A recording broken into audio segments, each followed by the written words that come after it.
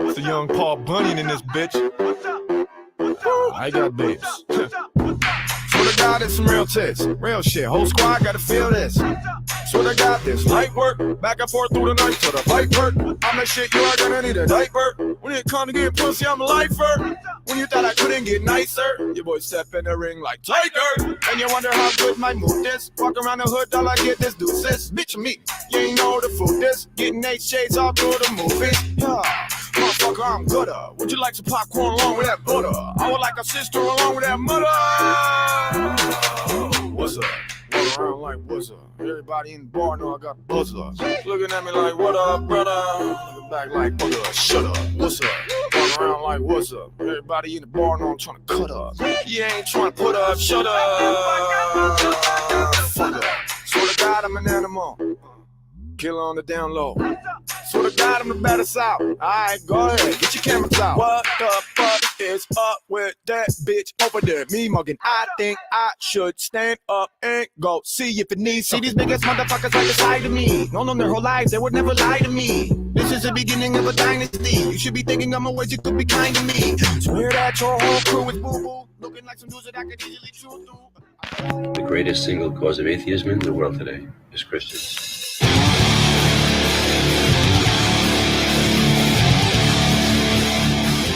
Say what we say when we say it again, then you can go home to your toys. All right, I'll say it again. Now can I go home to my toys? Let me get this straight. You don't believe in God because of Alice in Wonderland? And you will know my name is the Lord when I lay my fingers upon thee. Kick up the place, come, kick up the place,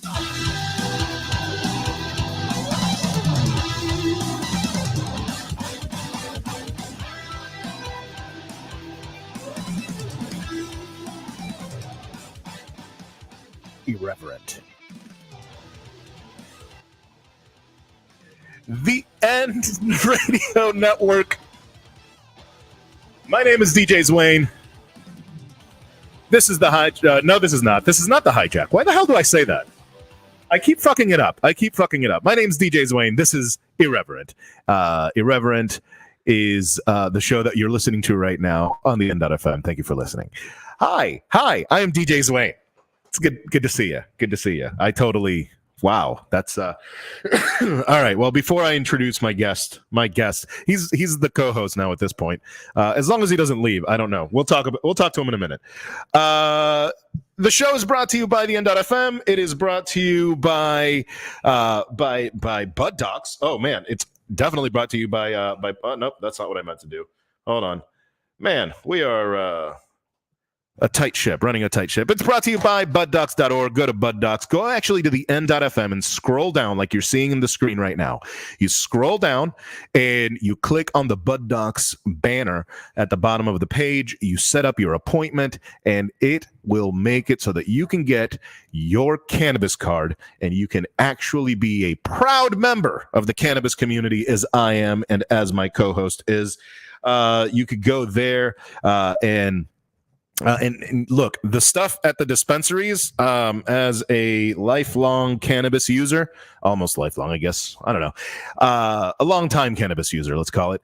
You know, it's a different game than the black market. So you definitely want to check that out. Definitely go to buddocs.org. Go and set yourself up for success with good weed. It's also brought to you by my gigs. I have some gigs all over the place. I'm at Rhonda's. I was at Rhonda's last night. It was a lot of fun. Tomorrow I will be back at West End Trading Company in Sanford. You definitely want to check that out. A lot of rowdiness there.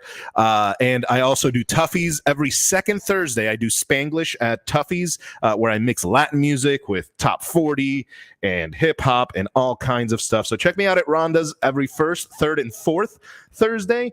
And you can check me out at Spanglish every second Thursday. And you can check me out at West End every single Saturday. Other than that, we have a lot of stuff that we need to talk about. There's a lot to talk about, and I can't do all of the talking by myself. So I would like to introduce my friend James, JW James. Dude, it's so funny when you know people for as long as you and I have known each other. It's like we have to figure out, okay, so which name do we use? Yeah. Do you use what my parents called me Yeah. when we first met? Exactly. Do you use what all my friends called me Exactly. when we first met? Like Do it you takes use what I go by now? Exactly. It's because really I'm a weird. 40-year-old professional. Yeah, exactly. Like, and the only reason that I can actually get away with doing what I do is because it's my last name. Like, people talk to me about like, oh, well, why do you like, what's your real name? I get that a lot. I get the what's your real name? Well, it's my real name. It's my fucking why you gotta be. Anyway, but yes, James is here. He is an ordained minister for now, as you've known. We have had a long history of making pastors into atheists, apparently, or something to that effect. So I hope that this doesn't make my brother stumble, I guess is what I'm trying to say. Thanks for joining me, dude. Yeah, glad to be here. So Always fun. Yeah. So did you? I apparently need to pay attention to the cues when you're getting ready to start, so I don't get you laughing about a David Spade Exactly. joke. Yo, dude, but you got to, PCU is one of those like just all time classics, and like Black Sheep. And we were just talking about old movies, so we have fun around here. So we got a couple things to talk about here. One of the first things that obviously we need to talk about is the Will Smith and Chris Rock and this whole, people are like, oh, well, what does this have to do with the Bible? Well, it didn't go 30 minutes without me hearing somebody tell me that it's a turn the other cheek situation. And you know what? I can't say it as eloquently as you can.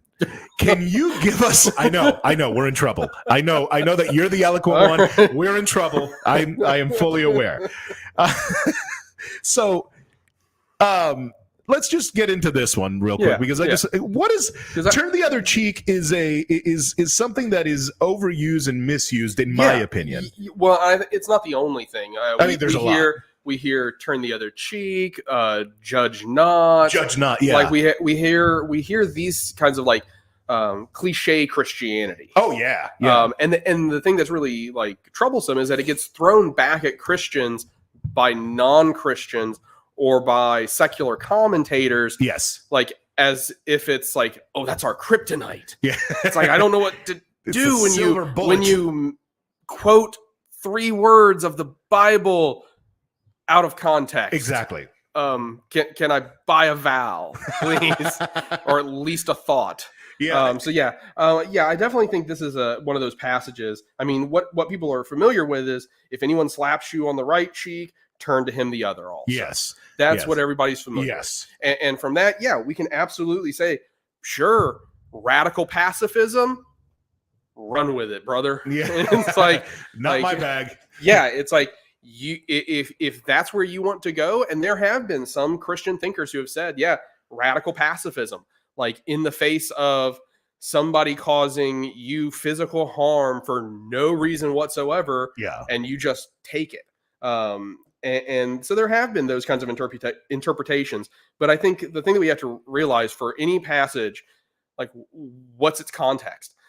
This one that I just read from is Matthew chapter 5, down in the middle of verse 39. Mm-hmm. It's like, so we're not even quoting an entire sentence, an entire thought from Jesus, but it's in the context of the Sermon on the Mount. This is Jesus's great ethical teaching to everybody. Yeah, it's like this is the Beatitudes. Blessed are the meek.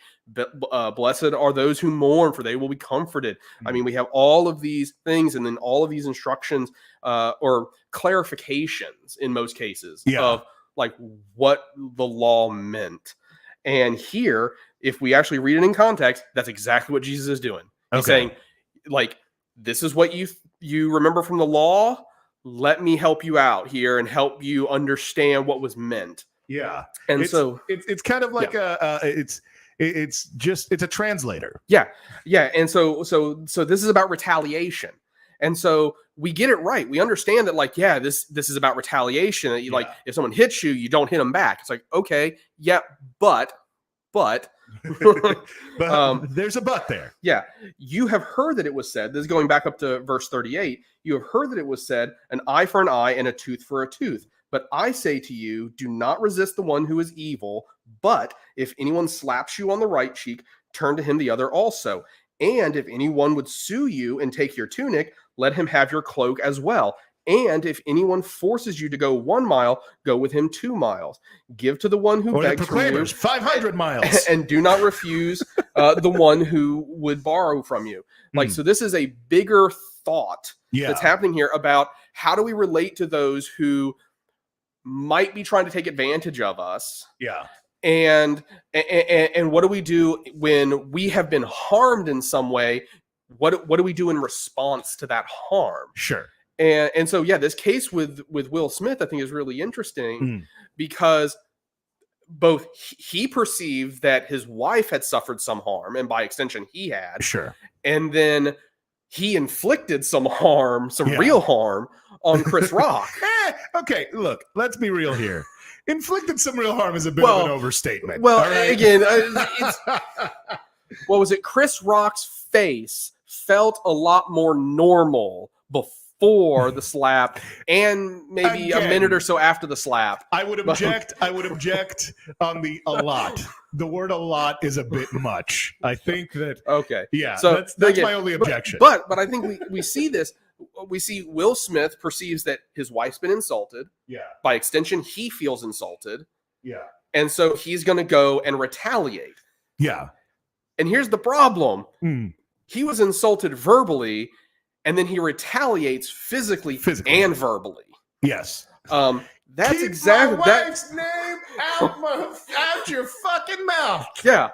And that's exactly what Jesus is starting off with. It's like, hey, you've heard that it was said, eye for an eye, tooth for a tooth. Like don't take more than was taken from you. Yeah. It's like, yeah, you already went way beyond that. Yeah, exactly. It's like, so the turn the other cheek thing is like, that's next level, which I think is why I think Chris Rock is the interesting person in this story. Interesting.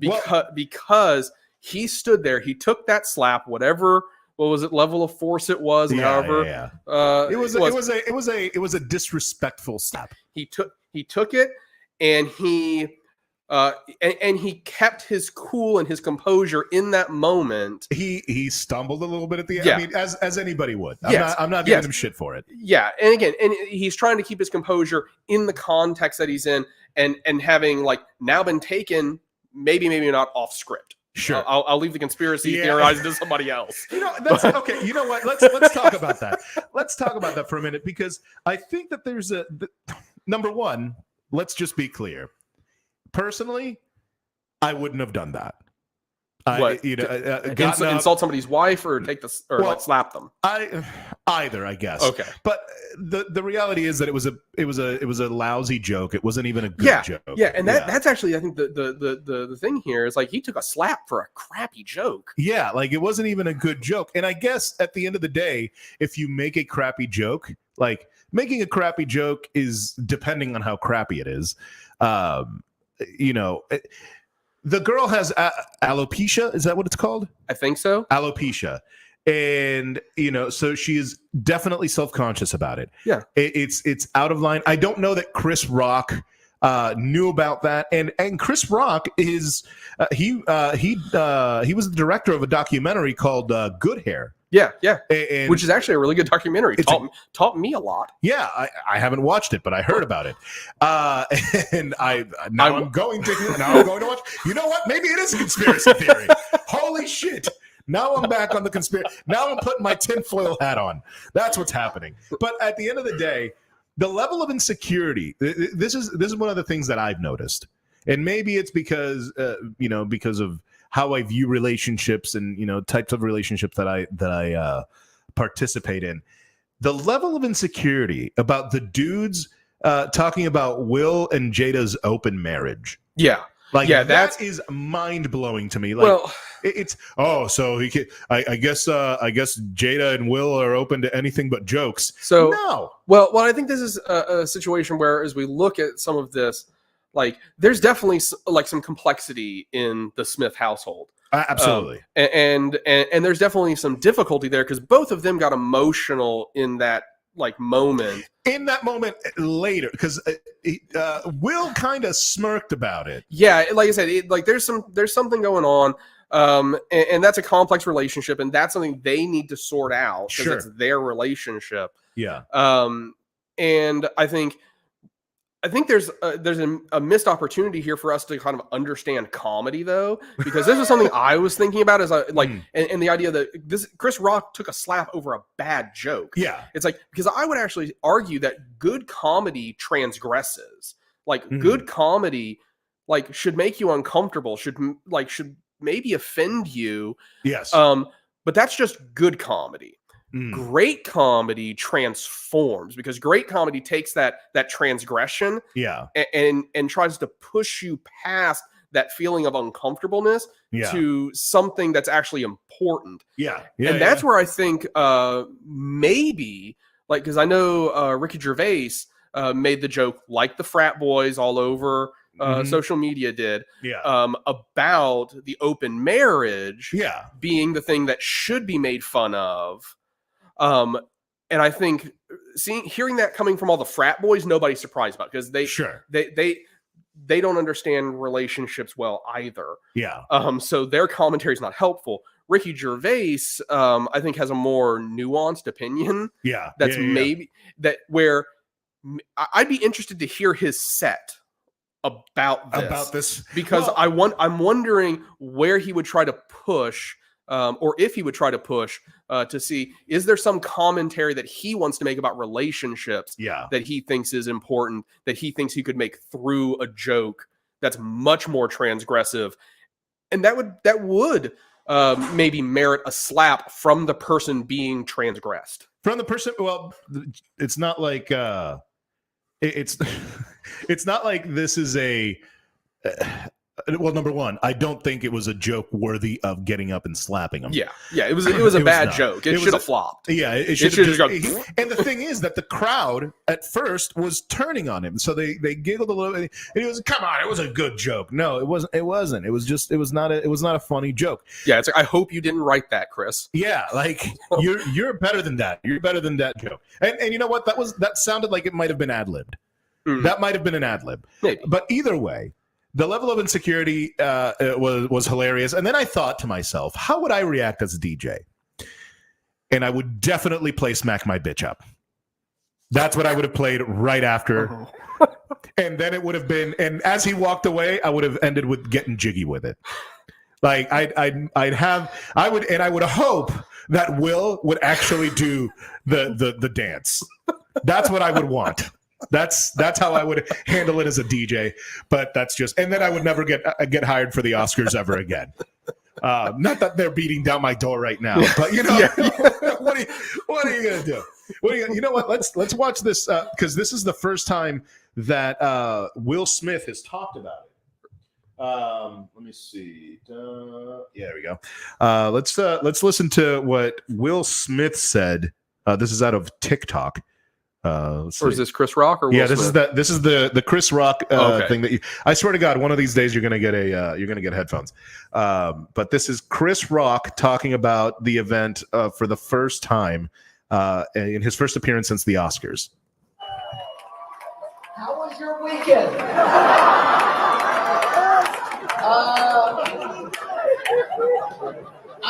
don't have like a bunch of shit about what happened. So if you came to hear that, I had like a whole show I wrote before this weekend. And I'm still kind of processing what happened. Like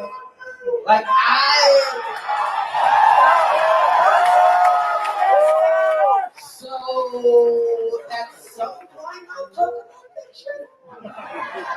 And it'll be serious, it'll be fun.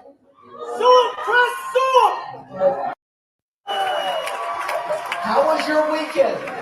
So those white boys at the end. Yeah, Sue him, Chris. Sue him, Chris. Kick his ass, Seabass. Like, sue him, Chris. What the hell, dude? Chill out. Go buy a hot dog, dude. Peach Baby on the social medias on the Twitch says that we need a Carlton dance. He needs to walk away with a Carl. I agree with you. A Carlton dance. A Carlton dance would be good, but while playing, getting jiggy with it. I think. Well, because I think if Carlton was there, it would have been funny to have Carlton do it. But or you know what? Because he does a hell of a Carlton dance. Will Smith does a hell of a Carlton dance. Well, he's got longer arms and whatnot to work with. Oh yeah, so he's like more cartoonish about it. Yeah, I get that. So all right. So one of the other thing that I wanted to talk about, I'm switching all over the place. One of the other things I wanted to talk about was this tornado hits home of author of Don't Say Gay bill. Yeah. Oh, Florida. It's Florida. It's kind of nice. I'm not gonna lie to you, because here's the thing. It speaks on. Nope, that's not the one. Republican. Oh yeah. This is out of the Independent. Home of Republican who crafted Florida's Don't Say Gay bill is destroyed by tornado. And he says that we are blessed. It could have been a lot worse. His name is Joe Harding. Joe Harding, which sounds like a good gay porn name. I'm just saying. Maybe. The home of Republican lawmaker. If you can turn it into a pun, yeah, sure. Let's see. The home of the Republican lawmaker who crafted the widely condemned "Don't Say Gay" bill has been badly damaged by a tornado, according to report. The bill was actually approved by the state legislature last month. And you know what? Just to be clear, because I want to make sure that we don't speak in hyperbole. It's called the Parental Rights in Education Bill, and the Parental Rights in Education Bill is not obviously it doesn't say "Don't Say Gay" bill, and everything sounds so like benign. Oh, of course, parental units want rights in education. This is basically what the bill says. This is a quote out of an NPR article that quotes the bill. The bill, which opponents have called "Don't Say Gay," reads, quote, "Classroom instruction by school personnel or third party on sexual orientation or gender may not occur in kindergarten through third grade in a manner that is not age appropriate or developmentally appropriate for students in accordance to state standards." The mic. You're breathing on the mic. Oh. So it's okay. Sorry. It's okay. Let's see here. So the supporters say that it is meant to allow parents to determine when and in what way to introduce LGBTQ topics to their children. I can't wait for these people to get the treatment after they get I can't wait for them to meet the reality that they are the racists of this time. That their mentality is equivalent to what the racists in the 1950s and 60s were doing. As a community, like this hatred toward LGBTQ. I think the fact that we think that this is somehow an intractable problem that requires a cultural civil war, to try and overcome this is maybe just all stalls in every bathroom and that's it, and problem there you go. Solved. Because I mean, I get that everybody. It's not. This is not an impossible problem. We're a smart species. Yeah. These are people who again, from a Christian perspective, these are people who need to hear the gospel. Yeah. They're not going to pay much attention to us if we're telling them they can't go to the bathroom. Well, but in this case, in this case, with this law, the so-called "Don't Say Gay" bill, I think there's this sounds like a good idea, in kind of general terms. Sure. To many parents, I can see where this would sound. Oh yeah, we want any kind of sexual conversation with our kids to be age appropriate. Yeah, okay. I think the issue that this bill has brought up is the opportunity for parents to sue individual educators about I didn't even know curriculum that part. decisions. Because I think that's at least, and again, this is going based on commentary. I'm not a lawyer. I haven't read the whole bill, but based on commentary I've heard, that seems to be the more concerning thing, that we're now stripping teachers of the shielding of their unions, of their school boards, and of their schools, to be the arbiters of, did they make a proper curriculum decision? Well, rather than saying, no, individual parents can take that teacher directly to the court system and now have that arbitrated, like, outside of the realm of like education professionals. And this would be criminal, would it not be? I believe so. Because I mean, there's no way that you can make a bill like this and not automatically make it into a criminal you could have it be a civil case where. How do you make that a civil case? Like, I don't know. Basically, it's something you're suing for damages. It's basically just a play for money. Yeah. What was it? Because again, unless there's criminal penalties. Yeah. It's a play for money. This is just a way to threaten people. And we know how loaded these teachers are. You know, they're Well, rolling. and I think the thing that's strange is, like, it sounds like we're stripping professional protections from teachers while doing everything we can to defend the professional protection of police officers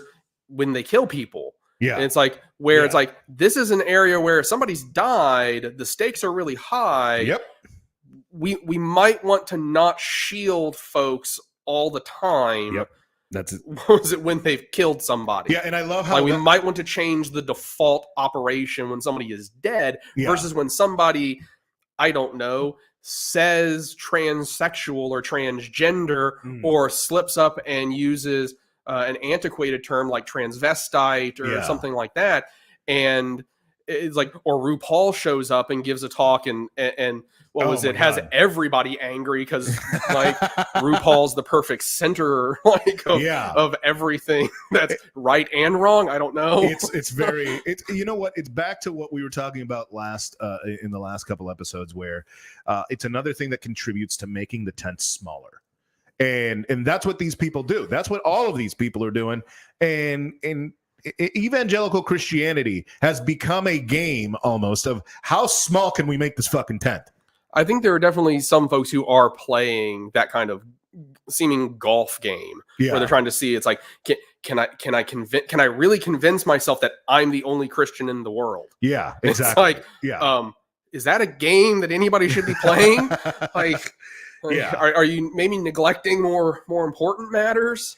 Like community and charity and back to Congressman Dorothy or lawmaker Dorothy over here. I think this is an interesting a weird situation. It's a weird situation because, like, I seem to remember growing up when Katrina hit New Orleans, the amount of evangelicals that said that it was because of the depravity of New Orleans and the depravity of that city. Yeah, there were a lot of folks commenting at the time about the moral decadence that led to Hurricane Katrina being thrown at New Orleans. Insane. It's not the only time that's happened. Like, there's been other times that folks who are either speaking as evangelicals or speaking as, like, some of the weirder Pentecostals, some of the televangelist crew. Well, they're some of the most likely ones to kind of hop in on this, but you'll find other folks who will get in on these bandwagons from time to time and say, this disaster is because of this sin or this depravity.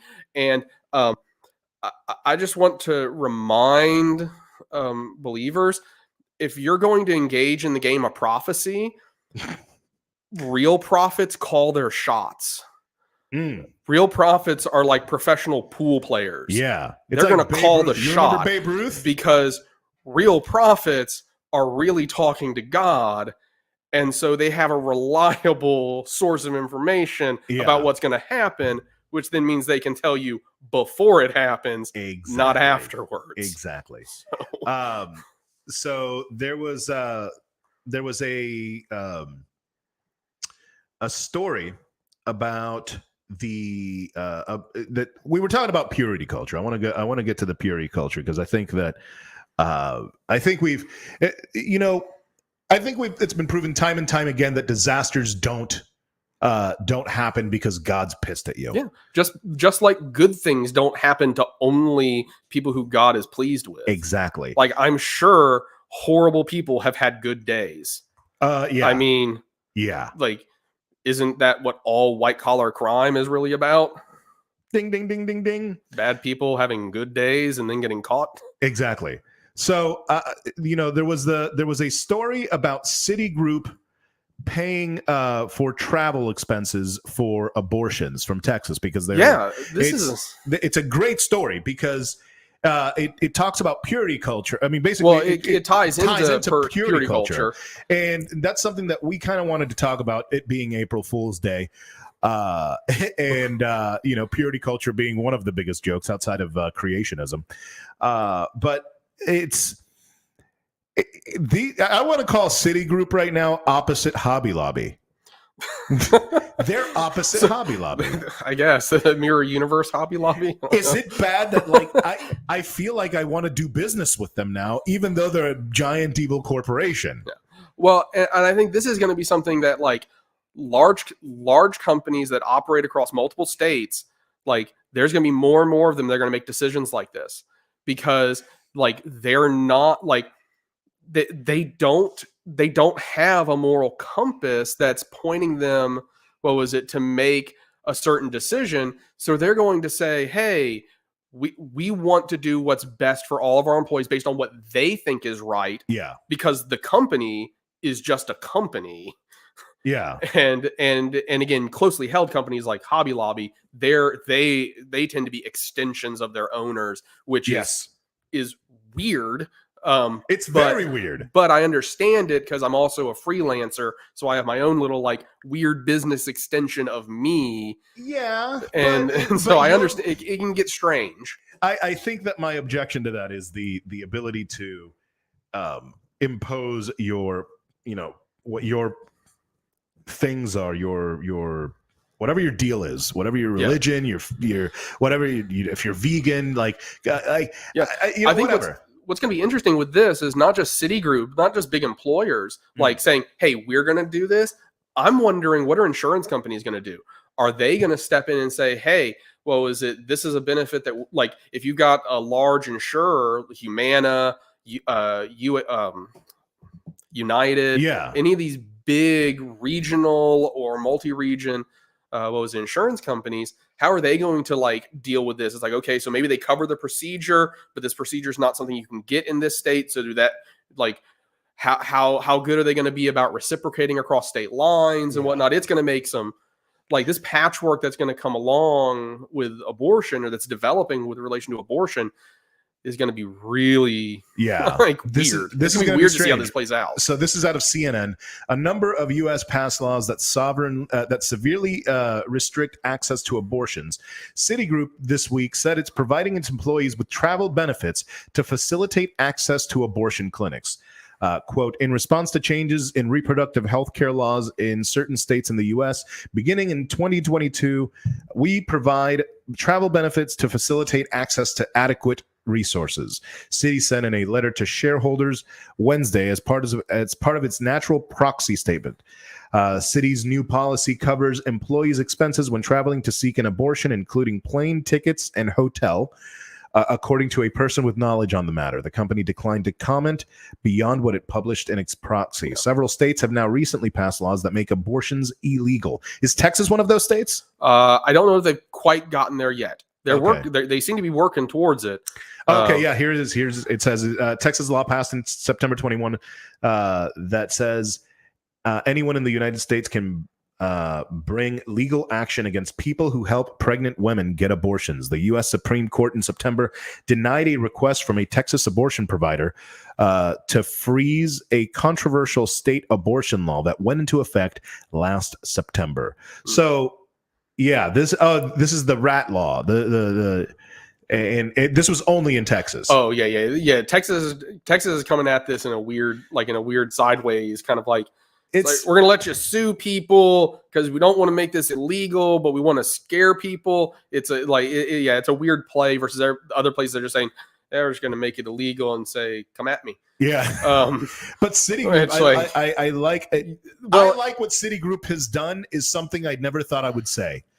Yeah, well, and I think this is actually an interesting example of like Citigroup is actually demonstrating what a good employer does. Yep. Which is, okay, what is something that our employees find valuable or meaningful? Let's make sure that we offer this to them as a benefit. Yep.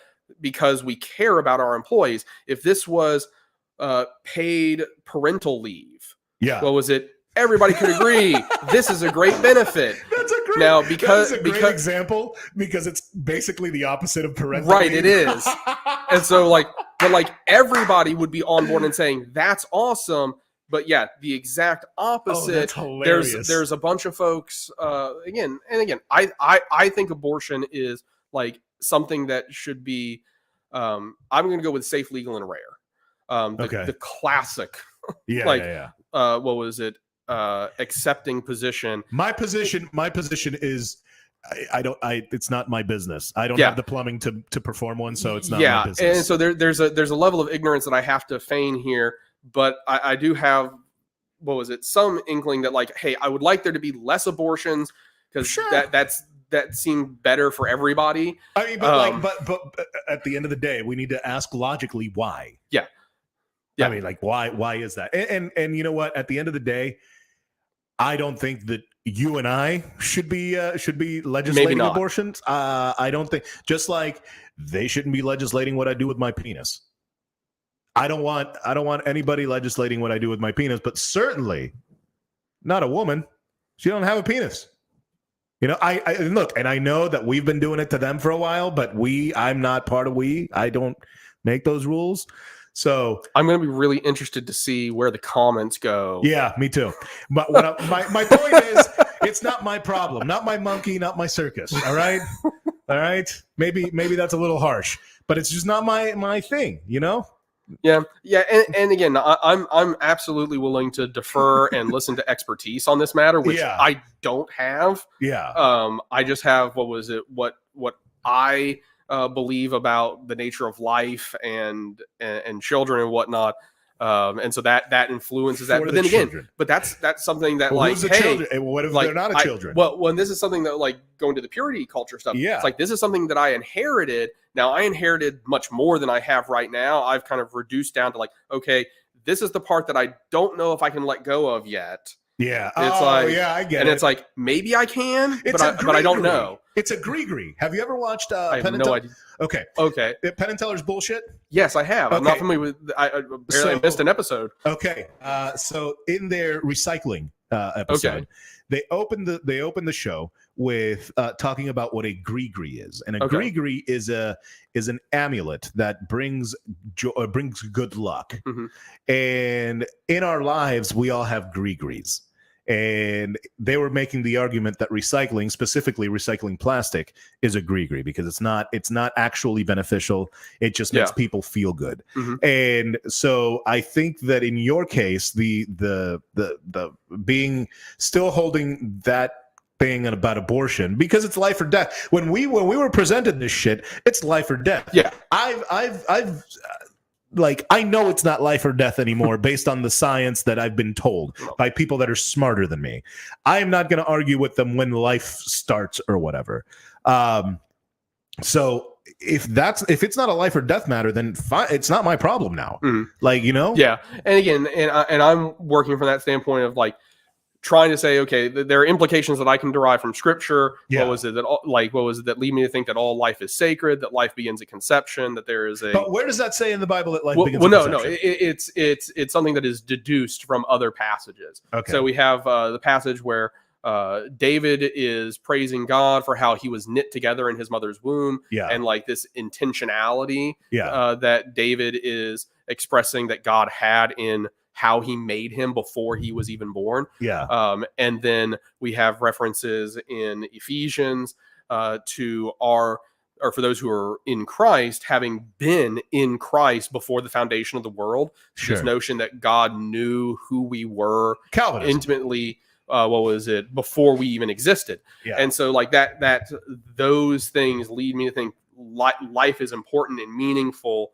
And okay, but it's but what I'm but saying again, is it is not a primary doctrine though. Exactly. That's one of those things I think is really clear and that we keep going back to. Yeah. It's like this is an area where I think reasonable Christians can disagree. Yeah. And again, that's where I say it's like I have some things like I still hold on to some ideas because like I don't know if I can let go of them yet because I haven't done enough digging to say, okay, these are ideas I feel okay setting aside. And so I'm trying to come to a like what I'm hoping is a reasonable middle ground for the moment. But noting that just like my opinion has changed over the last 20 years, it's likely going to change over the next 20 years. It might change over the next 5 minutes. Who knows? Well, and you know what? That's you were saying about rational Christians, I guess that you said, that could disagree on certain things and not, call somebody a heretic. Mm-hmm. There's another topic that I wanted to touch on that I think is the same kind of topic but less severe.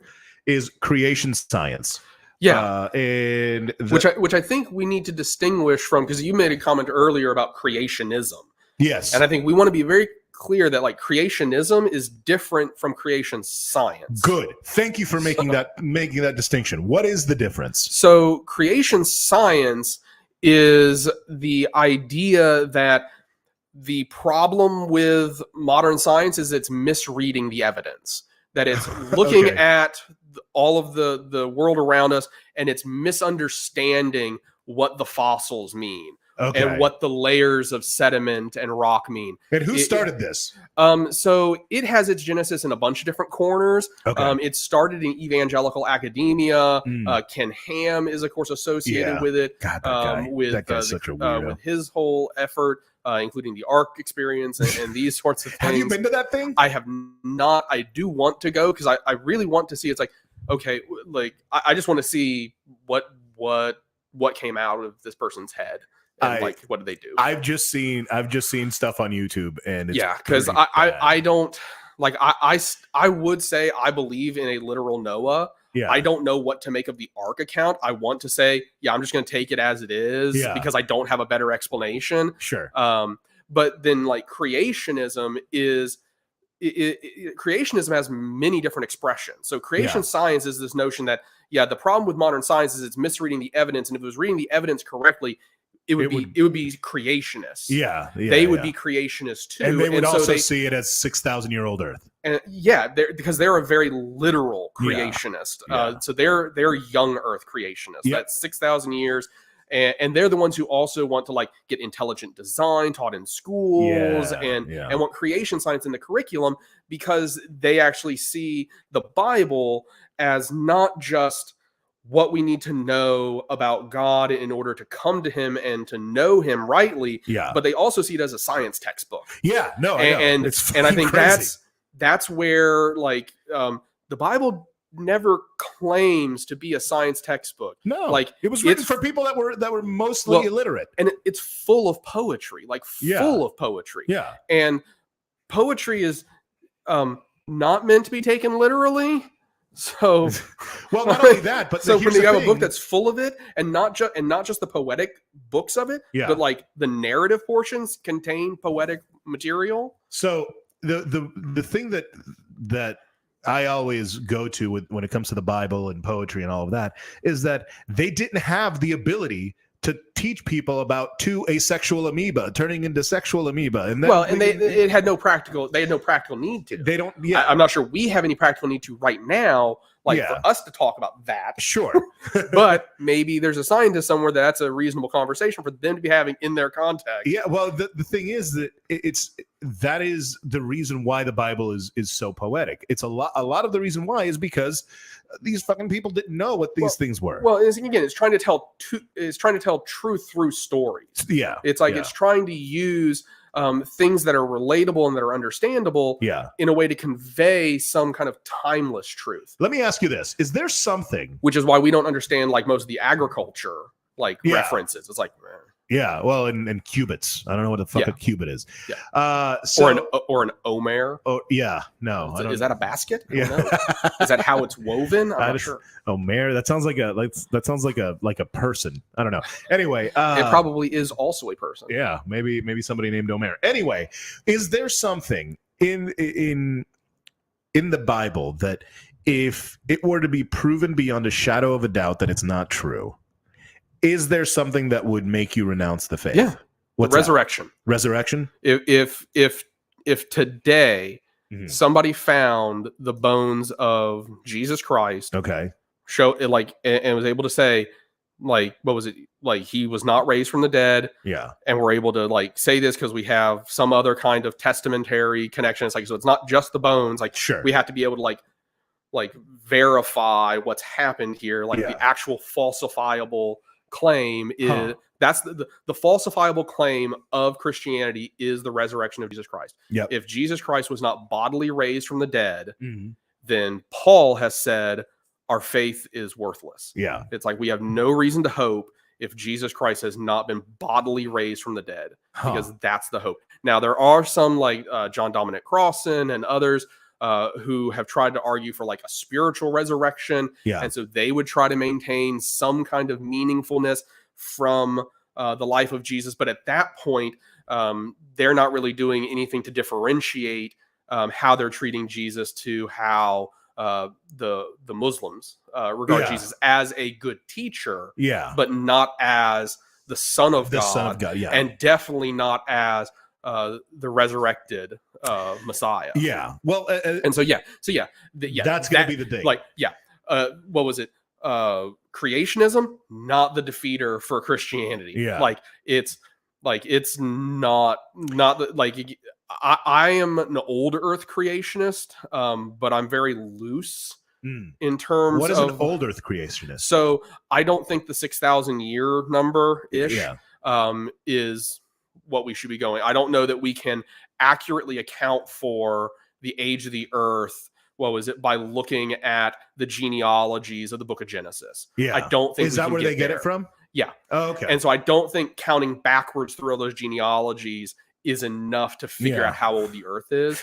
I think it's possible that God worked in ways that were not necessarily 7 literal days. Yeah, that's but that he was the one active in creation, but that he may have been working through other kinds of processes. Yeah, he was doing other projects. The guy's got like, he probably has like a Stingray that he like a Corvette that he likes to work on, and maybe he likes playing skee ball, as we all know from Dogma. Now I will say, like, could God have created the universe in 6 literal days? Sure. Yes, absolutely. That smoked a bowl the 7th. Absolutely. That is totally within his ability to do that.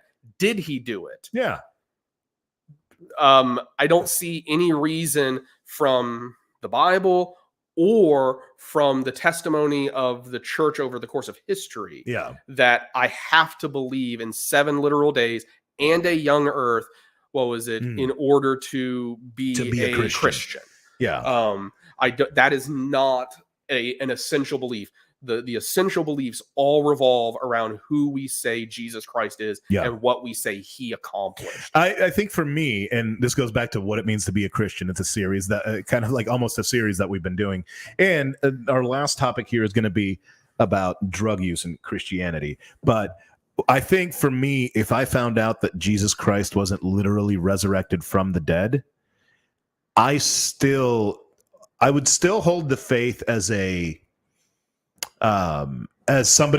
something beautiful that I learned as a philosophical teaching. As a philosophical the same way that that Buddhism, Taoism, that many Eastern philosophies are practiced. You have these figures who conveyed wisdom in their time and in their place, and then that has been carried on by others who look back on these figures not as deities. That's typically been the Western misconception, is that these teachers have been deified. It's like, no, not sometimes, but not always. And so realizing that there would still be value in the teachings of Scripture. But without the resurrection of Jesus, there's no common thread. There's no gracious thread that allows us to then derive eternal hope and significance from this text. Let's talk about Christianity and drug culture, because that is That's another one of those topics. It's gonna keep confronting churches Yeah. as more and more states embrace legalized marijuana, whether medical or recreational. Both. I mean, I think that even is a conversation that is like, really, I can't believe we're still having this conversation. I think we should move way past this. I think we should go into, psychedelics for psychological use. Yeah, and there's actually some great startups that are actually doing things like that, using low dose psychedelics for therapeutic counseling. And the other thing is that, also curbing addiction and deaths, and mostly deaths. I mean, because addictions, I mean, like, those are, if you've chosen for whatever reason to stay addicted, it's not a choice, really. Like, it's an illness. Yeah. And so, it takes both self-will and support, correct, to effectively overcome addiction. And addiction can be overcome by yourself, but that's a struggle nobody should have to go through. Well, and this comes in the reason I brought it up today is because we were going to talk about it in the next episodes, but Taylor Hawkins from the Foo Fighters passed away in Argentina right before going on to play one of the festivals out there. And automatically, or no, he was in Colombia. He was in Colombia because they were saying that there are people that were saying that they think that it might have been like a fentanyl coke issue. I don't know the details. I don't know I know that there were drugs in his system. I mean, fentanyl showing up in the black market all over the place. Exactly. And in everything. Exactly. So at the end of the day, this is if we had safety precautions like the strips that you could test your drugs with, if you go to festivals, there are tents where they actually have testing kits so that you don't get they have one company or one group called Bunk Police, and Bunk Police will test your drugs to make sure that you're not getting bad stuff. And the other one is Safe Dance or something like that. Dance Safe. I'm not familiar with any of these, but I support anybody who's going to help people do something they're going to do anyways safely. Well, and that's the thing. At the festivals, you will also get these people being harassed by cops. And then you have in the broader in the bigger scale, you have legislation that in some areas has worked really, really well in regards to safe needle swap places, and or even places to safely shoot. And automatically people have a bad reaction. No, we're not going to. That means that we're condoning drug use. No, it means we're wanting people to be safe. Yeah, not any more than having it's not any worse an arrangement having these centers where people can shoot safely. It is not really practically different from having bars where people can go and drink safely and have somebody who will call a cab if needed. Exactly. What was it to get people home? And what was it they're now? I don't think we want places that you do heroin to ever be as casual as most neighborhood bars. Can you imagine? That is probably a step too far. I would say so. I mean, but again, I don't know. I'm just shooting from the hip here. Yeah, you are. So I think that we have a couple of issues here. The number one issue is the issue of safety, and the number two issue, and the least important, in my opinion, is the issue of people's shaken morality for voting in this way. Yeah, I think. I mean, taking care of people, giving people the opportunity to live rather than die, that is a moral good in my mind. Not only a moral good, but it's like the Christian thing to do, right? I think it's pro-life. I would say. That's the thing. I think it is. I think it is a more consistent kind of pro-life perspective. Yeah. To say, hey, even drug addicts, even if they're causing all kinds of problems and other issues, I don't want this person to die. And so if I can do something that's going to, allow them to keep living, so that we can then also try to figure out, okay, is there something else that we can do to help this person? Is there Exactly. something else we can do to help them get into the addiction counseling? Do they want to do that? Yeah. Because a lot of people don't. Well, a lot of people don't, but there are plenty of people who do, that feel trapped. Yeah. There are plenty of people in all kinds of different marginalized industries that feel trapped. Yeah. And addiction and drug use and even alcoholism is still one of those things in many ways that we as a society are not comfortable talking about. Yeah. And it's all an issue of morality. It's all an issue of again, it's performative. It's another issue of being performative. People in even our church, like the churches especially our churches that we grew up in, were very performative. Everybody needed to look and present themselves in the best light possible. Well, and I think that was really at the heart of like the purity culture and the creation science stuff. These were checklists. These were things like, correct. You meet this checklist, you're one of the good kids. Yep. If you kind of missed a couple of points in here, okay, well, you're one of the ones that we're helping come back. Yeah. You're one of the ones we're helping to recover their faith. Exactly. And then if you've got more than a few of these, like, oh, I'm sorry. Sorry. We can't help you here. Maybe go check out that more liberal church down the street. Yeah, the one with the youth pastor with the tattoo on his arm. Yeah, and so like we ended up creating these sub camps and subcultures even within Christianity because of the performative aspects of it, and we neglected the weightier matters of the law, which is, again, going back to even our thing of turn the other cheek. Yeah, like Jesus' big criticism of the religious leaders at his time was like, you've done all these good works, but you've neglected weightier matters. Yeah. Like you failed to be just, you failed to be merciful.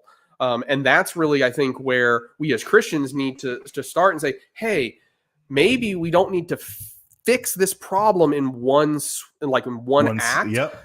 Maybe what we need to do is steps. take a step and take a step of being merciful towards someone that we don't understand. Exactly. So that we can try to understand them. Exactly. And we can do that both as individuals, we can do that as churches, we can do that as communities, and we can do that as a society if we choose to. Yeah. And that's really the question. Will we choose to be the better version of ourselves? And that's, I think that's kind of the Jesus thing to do. Dude, James, thank you for being on the show again.